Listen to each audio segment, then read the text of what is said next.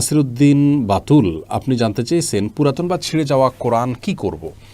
দেখুন, পুরাতন বা ছিঁড়ে যাওয়া কোরআন, আমাদের কোরআনের ব্যাপারে আমাদের করণীয় সম্পর্কে ইমাম মোহাম্মদ রাহিমাহুল্লাহ সহ অনেক বড় বড় ইমামগণের মত হলো সেটি আমরা কবরে বা এমন কোনো জায়গায় মাটিতে পুঁতে রাখবো যেখানে সচরাচর মানুষ পাড়া দেয় না। আস্তে আস্তে সেটা মাটিতে থাকতে থাকতে মাটির সাথে মিশে যাবে। কোরআন যদি ছিঁড়ে যায় বা ব্যবহার অনুপযোগী হয় তাহলে সেক্ষেত্রে আমরা এই কাজটা করতে পারি। আর এর বাইরে অনেক ওলামা ইকরাম পুড়ে ফেলারও পরামর্শ দিয়েছেন। তাদের দলিল হলো সহিহ বুখারীতে একটি হাদিস বর্ণিত হয়েছে, আমরা অনেকেই জেনে থাকবো, যে ওসমান রাদিয়াল্লাহু তাআলা আনহুর শাসন আমলে যখন কোরআনের কিছু কপি নিয়ে সমস্যা দেখা দিচ্ছে, অর্থাৎ কোরআন যেহেতু কয়েক আপনার উপভাষায় নাজিল হয়েছে, সেই উপভাষাগুলোতে অনেক কিছু কপি করা হয়েছে, পরবর্তীতে কিছু জটিলতা দেখা দিল, তো একটি রেখে বাকি কপিগুলোকে একত্র করে সাহাবায়ে কেরাম পুড়ে ফেলেছিলেন।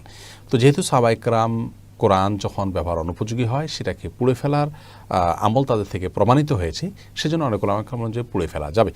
তো আমাদের সমাজে আজকাল প্রতিবাদের ভাষা হিসাবে মানুষ পুড়ে ফেলে, সেই জায়গা থেকে আমাদের ওলামা ইকরাম সচরাচর নিষেধ করেন যেন পুড়ে না ফেলে বরং দাফন করা হয়। এ হলো কোরআন যদি ব্যবহার অনুপযোগী হয় সেক্ষেত্রে আমাদের করণীয় সম্পর্কে বিস্তারিত আলোচনা।